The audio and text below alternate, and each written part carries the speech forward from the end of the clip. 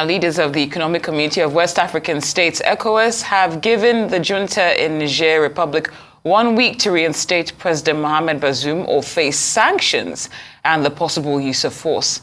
A representative of the bloc will be dispatched to Niger to deliver the demands of the authority. State House correspondent Adeswa Omorwan has this report. Regional leaders under the aegis of the Economic Community of West African States, ECOWAS, are meeting in Niger's capital, Abuja, for an emergency meeting to address the political situation in Niger. After a closed-door session, the leaders unequivocally declared their support for President Mohamed Bazoum's legitimate government and strongly condemned the audacious coup in the country. His Excellency President Mohamed Bazoum remains the legitimate elected president and head of state of the Republic of Niger, recognized by ECOWAS, the African Union, and the international community. In this regard, only official acts of President Bazoum or his duly mandated officials will be recognized by ECOWAS. 2. Condemn in the strongest terms the attempted overthrow of constitutional order in Niger and the illegal detention of His Excellency President Mohamed Bazoum, President and Head of State of Niger, as well as members of his family and government. Reject any form of resignation that may purportedly come from His Excellency President Mohamed Bazoum. Part of their resolutions include a 1-week ultimatum of a full restoration of constitutional order. Failure to do so will attract military intervention. To this effect, the chiefs of defense staff of ECOWAS are to meet immediately.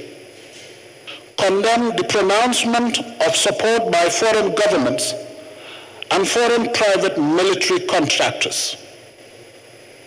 The regional bloc also closed land and air borders while blocking all commercial and financial transactions with member states. Institution of ECOWAS no-fly zone on all commercial flights to and from Niger.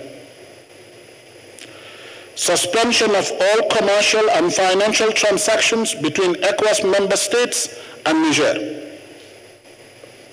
Freeze all service transactions, including energy transactions. Impose travel ban and asset freeze for the military officials involved in the coup attempt.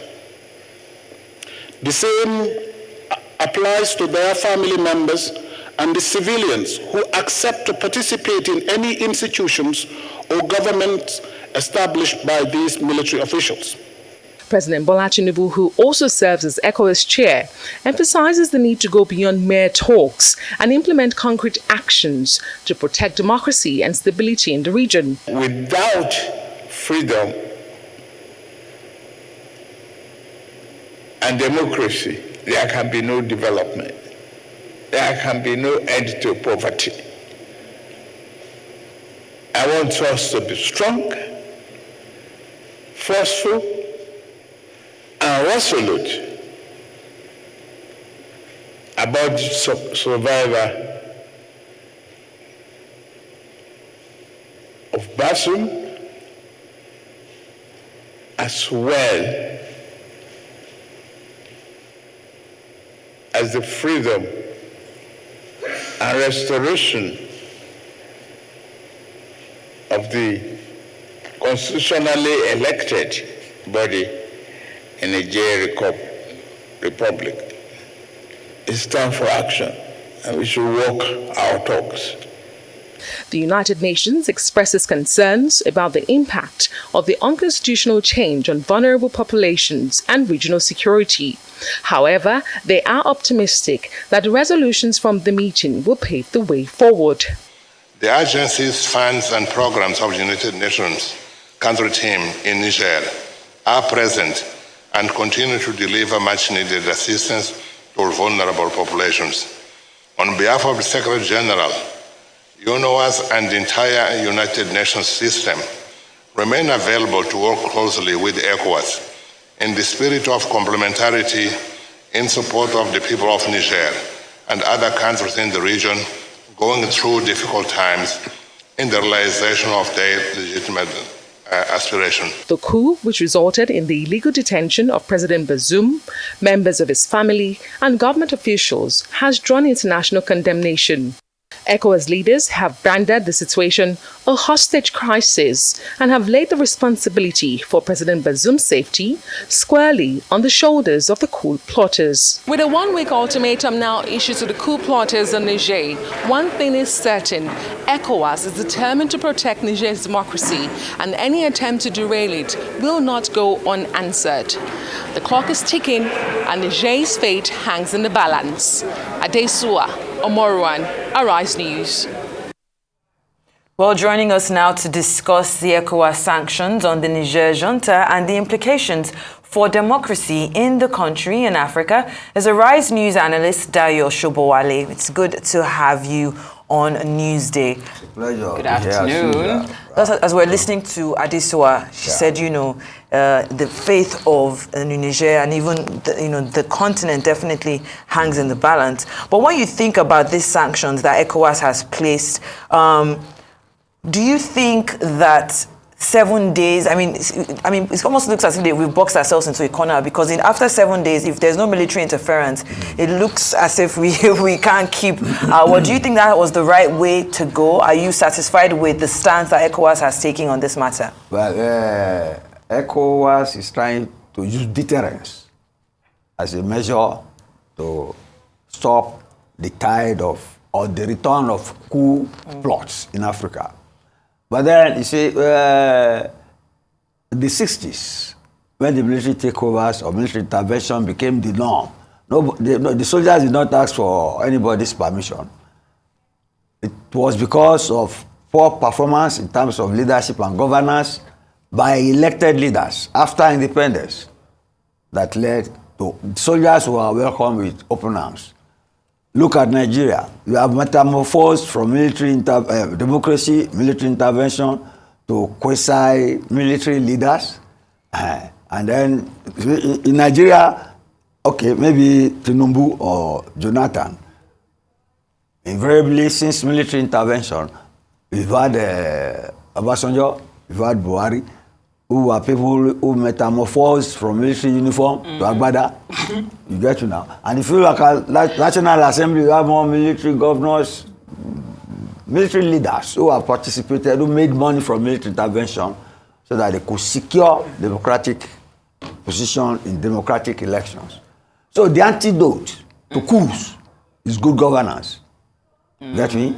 It's in the US, the Biden administration has a policy, which the way they apply it, I don't like it. But it's diversity, inclusion, and equity.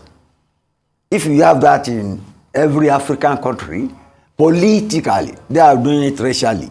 Politically, there will be some equity. And if there is some fairness, there will be less resentment, and people will have more trust in a responsive government led by elected Democrats. But you see, this sanction, you see, and like you rightly pointed out, the limit.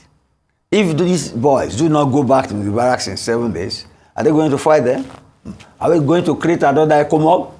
We did ECOMOG, but there was a war, and there was consensus.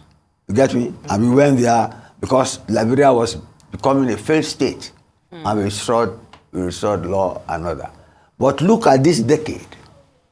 2013, Sisi, the general in Egypt, seized power, sacked the elected president. Get me? Before that, in Egypt, when they sent the Pharaoh packing under Nasser, then Anwar Sadat, then what's his name now? Anwar Sadat's successor, a military officer. He was there too for decades before the Arab Spring came in 2011, and that changed the leadership in the whole of North Africa. I'm telling you, maybe our turn has come in West Africa, and the reason is not far-fetched. Bad, poor leadership, no matter how you look at it. And then Islamic insurgency flowing from across the Sahara, you get me, down to West Africa. You know, the ports, invariably West African or areas where you have bordering the ocean, they thrive. And we have people fleeing the Sahel desert to such places. But then, all these things are not existing in isolation. You have to look at them historically. Colonialism. You get me? Colonialism. You see, the Francophone Africans are different from us because they were brought up to be black white men through what the French call acculturation. You get me? They were trained to think, and you see the problem in France now. It's because, okay, in Nigeria, we are better off in terms of self-reliance, self-reliance and ability to manage ourselves. When the colonialists were in Francophone Africa, the Africans were going to parliament in France. Do you get me? Sekou Touré, Leopold Senghor, those were the leaders at independence. They were all rooted out military something. That era is returning now. You get me? And you can see it with colonialism, Islamic insurgency, you get me? And inability of the former European godfathers to look after the products of colonialism who are in their midst now. Yes. And who are not only in their midst, they have refused to integrate because they are Muslims. So that is the hard fact. Indeed. Well, Miss, I'm sure we have about 3 minutes, Mr. Sobowale, so sorry. Is it over? I know it's not over. It's not over. But when you look at the reaction of the junta, say they didn't say anything, make any comments about the demands that were made, but said that they were ready to defend Niger from any aggression, and also mentioned that they will suspend the export of uranium and gold to France. How should this or these influence the next move? They are trying to use what they have. You get me, to protect themselves.